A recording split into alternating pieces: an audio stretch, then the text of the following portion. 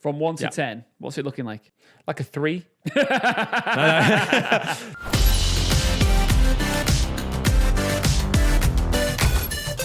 We've been alluding to it, but let's get into this. Deathloop, right? Oh, mate. Sweet Jesus. I know you were really excited about this game prior to it coming out. I know a lot of my friends have been speaking to me about Deathloop. And for some reason, I never get that invested in third-party games until they come out. And then I will see what the hype's all about. And someone sent me a message and just said, have you seen the IGN Deathloop review? And as soon as he said that, I knew it had got a 10 or a 4. It was one or the other. Otherwise, he wouldn't have messaged me to say that. An extreme. Yeah. So I check it out, and I'm like, 10 out of 10 on IGN. And that is my go-to review site. So, like, you know, when you think about Super Mario Galaxy, you think about The Legend of Zelda, you think about all these games that are labeled as a masterpiece, masterful, whatever they say on IGN. The fact that this is at that level means I have to now play this. And I know that you have. So give me all of the details. Jesus, mate. Well, context-wise, so for you guys listening, like, obviously, we're going to talk about the big new games coming out all the time. Yes. And Deathloop is a game that has been on both our radars, on a lot of people's radars for a long time, because when they first brought the PS5 out, it was one of those games that was announced way back when the PS5 was on it, that's come out, that there was going to be this big Bethesda game dropping, this year, which was about kind of, we saw like snapshots of it, but it was like kind of like, it had the same vibe as like Dishonored, this kind of like first person kind of like world where it's got like a 60s motif, but it's done in this kind of really graphically beautiful way. It's also got this kind of this cool element where you've got like a lead character who's got an assassin after him, but he can also replay the same day, Groundhog Day, Bill Murray style, trying to get past this assassin, and it just looked really intriguing. So I was looking forward to this for a long time. I've shared that loads, and before I even saw reviews or like what it was getting, I knew that I was aboard the Deathloop hype train, 100%. Yeah. You were in, and I know you were. I was in. I love a bit of time travel. I was absolutely blown away, mate. Like, and I was blown away for the reason that I was so captivated by it was because there was a lot going on. Like, the narrative is quite crazy, quite wild, quite out there, but it all made perfect sense the way that they delivered the story. And I actually, as someone who's played a lot of games, I kind of took a step back and went, I had this little clap thinking, Jesus Christ, like that, someone out there is created this. Wow. Imagine this kind of like story, and they've done it in a way which makes it feel completely seamless, despite the fact that it is massively complicated. Have you played? So you've not touched this at all? I've watched things about it, and what excites me about it, it's got so many elements of games that I love the thought of. Yeah. I mean, it incorporates, I guess, some Hitman vibes in there as well, doesn't it, as you go along? Yeah. So right. So a few facts for you guys who kind of contemplating playing, and for you as well, Ian, because obviously you're going to play this right after we finish. As soon as we finish this, literally, it's downloading right now. You're like 63%. So we're basically, you play as a lead character is called Colt. And also must shout out as well, the fact that you've got two leading black protagonists as well is wicked to see in games. That is cool. Because we're so used to seeing a lot of white leads. It's great diversity wise, on point, amazing. And the guy, I think his name's what's his name? I think it's Jason E. Kelly. I think his name might be the voice actor. He brings Colt to life like I've never seen. Like I don't remember a character being as fun to listen to whilst playing a game before ever. I'm one to kind of skip cutscenes, listen to everything. You play out trying to find clues as to what's happened to you. You get a few weapons a bit along the way and find out some little kind of gadgets, and then you get taken out. Okay, this all happens in the first few minutes. I'm not spoiling anything. You get taken out. You then go back to the very beginning of where it will start on the beach. You reawake. However, this time round, you've managed to get a few bits of information that you didn't have before, which then give you the access to other parts of the map because you now have knowledge from that first playthrough. Oh, so it's like, so you learn as you go along.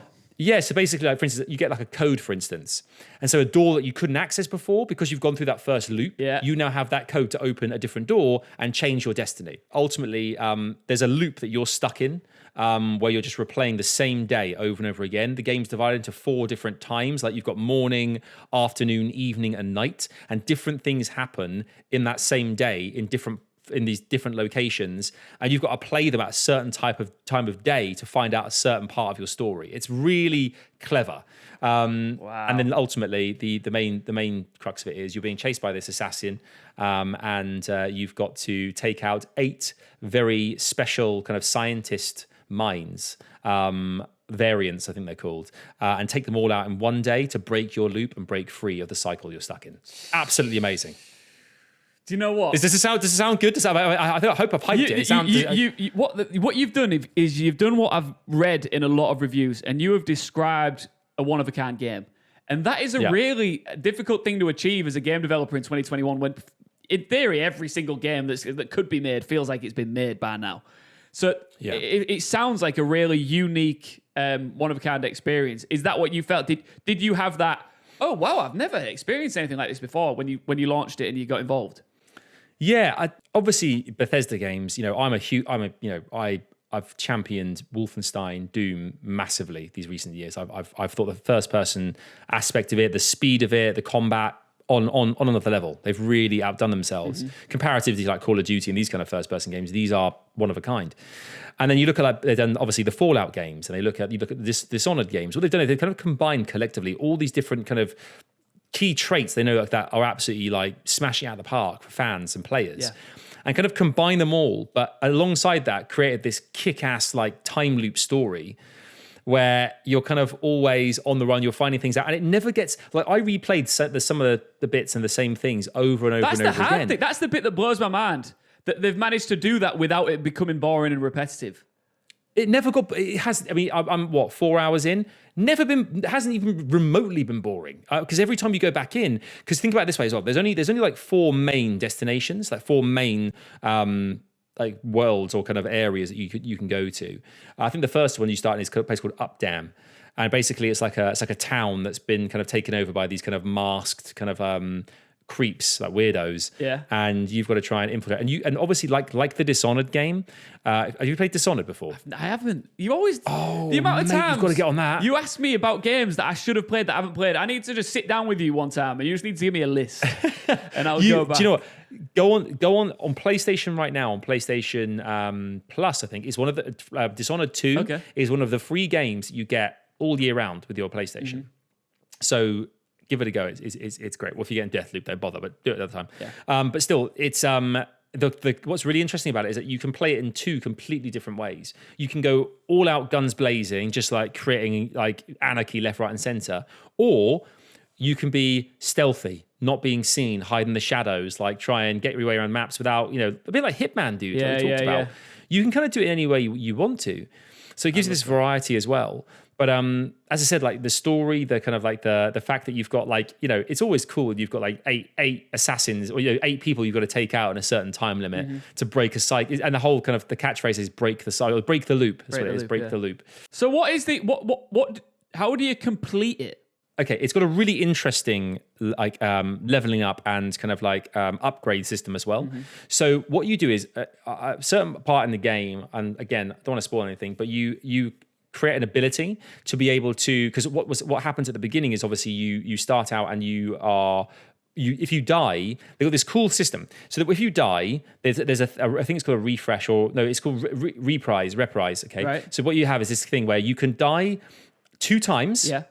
And when you die, it kind of like rewinds you a little bit. If you ever played like Overwatch, like Tracer, you can kind of like go back into like a spot you were in like 5 seconds previously, and you can gain invisibility for like 5 seconds to kind of get past whatever you were kind of like the conflict you're in.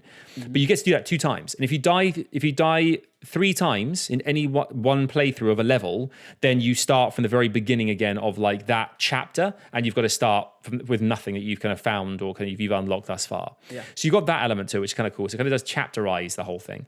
The other thing is the upgrade system is at one point you get like this ability where you can ultimately, anything that you retain, be it knowledge, weaponry, perks, upgrades, anything you get or find in the day as it kind of like in the levels when you try and can break the loop, you have a way of retaining all those abilities for when you kind of, come to again on the beach and start over. You have access to all those abilities again because you found a way to kind of bring them back with you pan-dimensionally. Dude, it's so sick. I cannot wait to play this. It's freaking amazing. There are echoes of so many different games here. Oh, all but in one.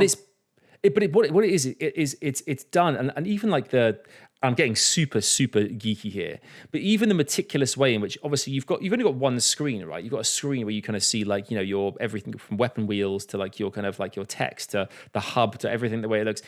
The way they've actually this complex story and they've kind of abbreviated it into kind of a sentence or two to have to make immediate sense without being too convoluted and tricky to understand, and they've even done that spectacularly well. Nothing ever feels overwhelming, despite the fact that I probably described it and some people are listening going, what's Sav talking about? Because it sounds a little bit far-fetched, but actually it all just plays out effortlessly, man. The fact that what anybody listening to this that has a PS5 right now, you would be mad right now, right, to not play this game. And the reason I say that is because the levels of passion you showed about this game just then, Sav, after playing it Did I seem passionate? I was after playing it for 4 hours, right? Yeah. All right, 4 hours, yeah. Come on then. I told you I was excited about the 10 out of 10 perfect review from IGN. Mm-hmm. The Adam Savage situation from 1 to 10. What's it looking like? Like a 3. No, it's a mate. I would genuinely say it's one of the top 10 out of 10 games I've played for quite some time. Wow. And it kind of feels, we talked about Austin Powers at the beginning of this. It has that Austin Powers vibe running through it, 100%. It's like we planned it. It is like we planned it. It is, mate. That is exactly how it feels. It feels kind of like cool, like all the music sound bow, chicka, bow. It feels like kind of very cool. But like a level where you have to try and kind of like replay a level to break into a safe to kind of get something that you really need to kind of progress the story. But when you get to said safe, the assassin who's been after you takes you out. And this is another thing we haven't even talked about. There's 2 different ways you can play this game. You can play the traditional storyline as Colt, okay? That's the one thing you can do. Once you've got past the initial tutorial, what you can then do is play the assassin and kind of go into people's games and try and take them out while they're trying to complete levels. If you're listening to this, come into my game, I will kill you. All right?